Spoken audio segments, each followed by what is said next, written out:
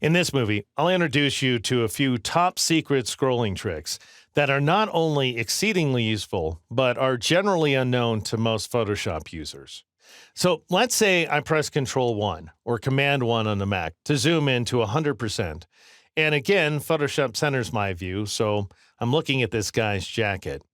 Let's say I want to quickly scroll to a different location. Well, I can take advantage of a feature known as the bird's eye view. And to get a sense for how it works, I'll go ahead and scroll over the hand tool, which is located just above the zoom tool, down here at the bottom of the toolbox. And notice when I do, I get this little tip that tells me that the shortcut for the hand tool is the H key. And the only time that's really useful in Photoshop is when taking advantage of this feature. So go ahead and press and hold the H key, and then click and hold inside the image. And you'll see this floating marquee as long as you keep your mouse button down, which allows you to then decide exactly which portion of the image you want to see. And then once you have that area inside the marquee, go ahead and release the mouse button and you'll scroll to that exact location, which makes this a great way to move very quickly through your image as you see me doing right now. So I can scroll to his shoulder and then to his fingertips, which are a bit out of focus here, and then back to his face as easily as just pressing the H key and dragging inside the image window. Another option is to scroll two images at once.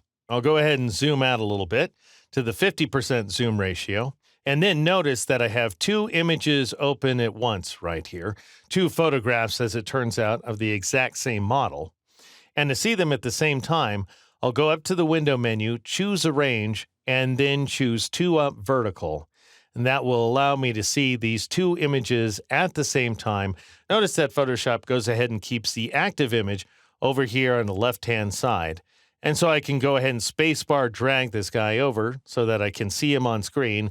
And then I can click inside the other image, the one on the right-hand side, and drag him as well. Now let's say that I want to scroll them both at once. Then I'll press both the space bar and the shift key and drag the images, and you can see that they both scroll at the same time. And this will even happen when you have multiple images open, whether you're seeing them all at the same time or not. You can scroll them in the background together just by shift spacebar dragging. All right, for the last trick, I'll go ahead and switch back to the image on the left, and then I'll go up to the window menu, choose Arrange, and then choose Consolidate All, and that will go ahead and fill the screen with just the active image. The other one, however, is still open in the background. It's important to note, but I want to see this image, so I'll click on its tab, and then I'll press Control-0 or Command-0 on the Mac to zoom all the way out. Now notice if I press and hold the spacebar to get the hand tool, and I drag the image around, it doesn't move at all on screen. However, you can force it to move using this hidden option. To get to it, go to the Edit menu here on the PC. That's going to be the Photoshop menu all the way over on the left-hand side on the Mac. And then drop down to the Preferences command. It's not nearly this low in the menu on the Mac.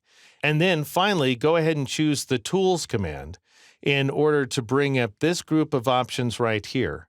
Now turn on the Overscroll checkbox and then go ahead and click OK.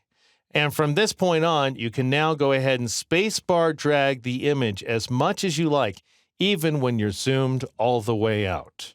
And those are a few top secret scrolling tricks that will not only facilitate your work, but also amaze your friends here inside Photoshop.